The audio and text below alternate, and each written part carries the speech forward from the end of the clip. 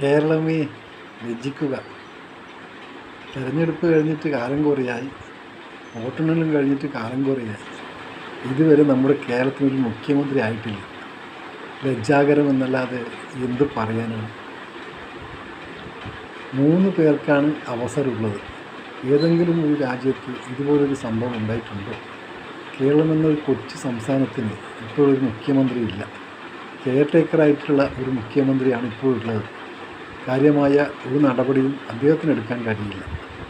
ഈ ഇഴഞ്ഞു നീങ്ങുന്ന ഈ പുതിയ സർക്കാർ രൂപീകരിക്കാൻ പോകുന്ന ഇത്രയും വ്യക്തികളെ എന്തിനാണ് നിങ്ങൾ തിരഞ്ഞെടുത്ത് അയച്ചത്?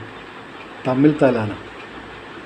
ഇനിയെങ്കിലും ഒരു വോട്ട് ചെയ്യുമ്പോൾ നിങ്ങളൊരു പുനർവിചിന്തനം നടത്തണം. ക്ഷേമപ്രവർത്തനം നടത്തിക്കൊണ്ടിരിക്കുന്ന ഒരു സർക്കാരിനെ പുറന്തള്ളിയിട്ട് ഈ അടിപിടി കൂടുന്നത് കാണാനാണോ നമ്മളൊക്കെ? ഈ ജന്മം പാഴായി പോവുകയല്ലേ 5 വർഷം? ചിന്തിക്കുക സുഹൃത്തുക്കളെ.